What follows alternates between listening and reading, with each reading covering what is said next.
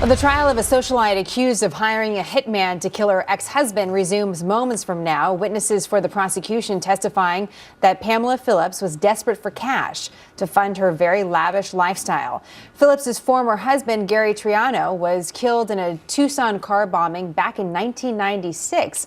Her lawyers say one of Triano's business rivals probably killed him, but that's not what the prosecution says. Our legal panel is here to weigh in. Brian Silver, former prosecutor, and John Manuelian, a criminal defense attorney. Nice to have you both on this story today as we continue to follow it. We heard from quite a few different characters yesterday. One was the man who was hired by Pamela to watch her children, a manny, if you will, a male nanny. And that's what he did. He said he worked hours and hours and hours, and he has a certain perspective into the life of Pamela. Let's play a little sound from him. This gentleman, the one that was the hotel owner, was older gentleman, divorced. And then the other gentleman was younger, and she said, I really want, I'm attracted to this one, but, I need a husband that's worth $20 million. Brian, who doesn't need a husband worth $20 million? Maybe that's the question. But for this case, what the prosecution is trying to show is that she dated a lot of guys and she was desperate for cash. Do you think that was an effective way to start painting the picture of her motive for potentially murdering her ex-husband?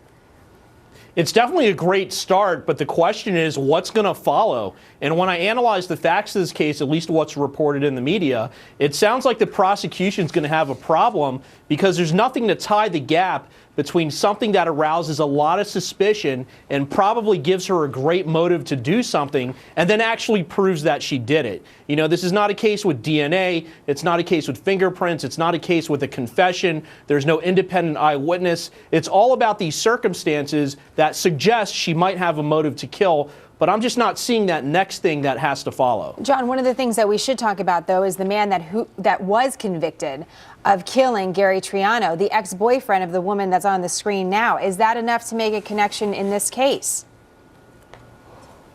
It could be. It all depends on how the jurors feel about Pamela Phillips. I think the prosecution is going to try to make the jurors hate Pamela Phillips and use that anger into convicting her. And Brian is right. There's really not enough evidence at this point in time.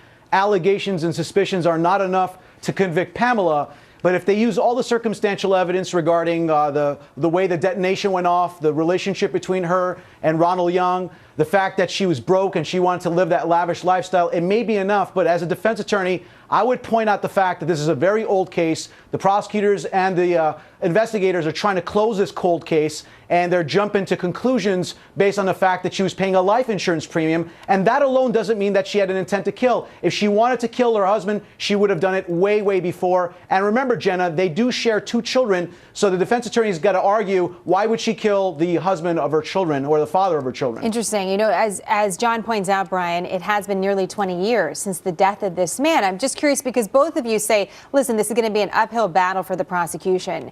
Why do you think they've chosen this then, Brian? Not that you don't choose hard cases, but what has finally brought this to trial, the apex of a trial?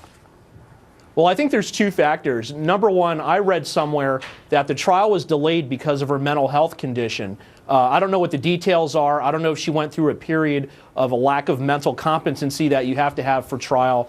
But it sounds like there was some kind of issue with that. The other thing is, and this is very common in criminal law enforcement decides who's guilty of a crime, they sink their teeth in, and they won't let go. And you know what? It's great business for people like me and like my fellow guest here today because we're able to tear these cases apart. Sometimes the worst thing is it results in an injustice. There's a miscarriage of justice because convictions have to be founded on evidence and the law. And just situations like this, it's just not there. You need more than enough to prove an allegation. You have to go all the way to get that conviction. Rendering her a suspect is not enough. To get to beyond a reasonable doubt. And we have to remember that, John, don't we? Because that actually gets us to the point where there would be a conviction. John, if we could, here's a couple other things that happened yesterday. The prosecution brought a former friend or current friend of Pamela Phillips onto the stand, and he admitted that he had given her tens of thousands of dollars as a loan. We also heard from a car rental shop owner who said that he rented a car to Pamela's former boyfriend. Again, he's the convicted bomber, Ron Young. You can see where they're going. Do you think what's going to connect the dots, or what do you think would be the most difficult challenge for the defense to overcome when this finally gets to them? I think the challenge is going to be dispelling the prosecution's theory that she needed the money for her lavish lifestyle. But I think, Jenna, they could dispel that theory by pointing out that she was working as a real estate agent for the Heinz Corporation, and she had a lucrative career going on. And I think the other problem is going to be the bombing of the car itself. But again, they could dispel that theory and say that he had a lot of debts, that Gary Trowney had a lot of debts, including to organized mob figures, and anybody could have killed him, not just Pamela Phillips. It'll be an interesting case to watch. Brian, John, great to have you both today. Thank you so much. Thank you.